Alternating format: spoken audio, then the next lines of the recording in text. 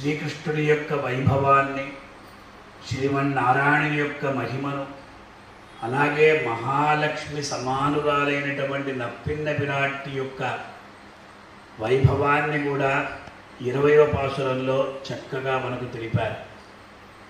వాస్తవంగా చూస్తే అమ్మవారు ఎల్లప్పుడూ భక్తుల పక్షాన నిలుస్తారు. అందుకే ఆవిడికి పురుషకార స్వరూపిణి అని ఒక పేరు. పురుషకార స్వరూపిణి అంటే పురుషం కరోతీతి పురుషకార. వాస్తవంగా భగవంతునికి భక్తుని యొక్క గోడును చక్కగా వినిపిస్తుంది ఈవిడ. వినిపించి భగవద్ అనుగ్రహం భక్తులపైన ఉండేటట్లు ఈవిడ చేస్తుంది. ఇప్పుడు ఏమైంది, 20వ పాసురంలో ఇద్దరిని కూడా మేల్కొలిపారు. ఎవరొచ్చారు అంటే నప్పిన్న పిరాట్టి గోదా గోపికల పక్షాన వచ్చి నిలిచినది అని ఈనాటి పాసురం ద్వారా మనం తెలుసుకుంటున్నాం.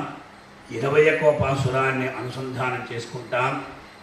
ఏత్త కలంగళ్ ఎదిర్పొంగి మీదడిప్ప மாத்தாதே பால் சொரியும் வள்ளல் பெரும் பசுக்கள் ஆத்த படைத்தான் மகனே அறிவுராய் ஊத்தமுடையாய் பெரியாய் உலகினில் தோர்த்தமாய் நின்ன சுடரே துயிலழாய் மாத்தார் உனக்கு பரிகுறைந்து உன் வாசற்கண் ஆத்தாது வந்துன் அடிபணியுமா போலே போற்றியாம் வந்தோம் புகழ்ந்து ஏலோரம் பாவாய் ఆండాళ్ దివ్య తిరువడిగడే శరణం.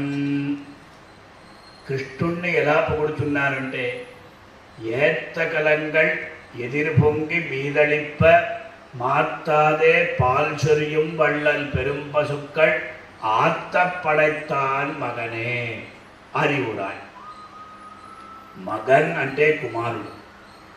ఎవరి యొక్క కుమారుడు అంటే 17వ పాసురంలో అంటే మొట్టమొదటి పాసురంలో కూర్వేల్ కొడుంతొడిలన్ నందగోపన్ కుమరన్ అని చెప్పారు. అదే ప్రకారం 17వ పాసురంలో ఆ నందగోపాలుని యొక్క ఆ విశేషమైనటువంటి ధార్మికత్వ గుణాన్ని తెలిపారు. ఇప్పుడు ఈ పాసురంలో నందగోపుని యొక్క పశు సంపద వైభవాన్ని తెలియజేస్తున్నారు. ఎటువంటి పశువులను కలవాడు నందగోపుడు అంటే ఏత్త కలంగళ్ ఎదిర్పు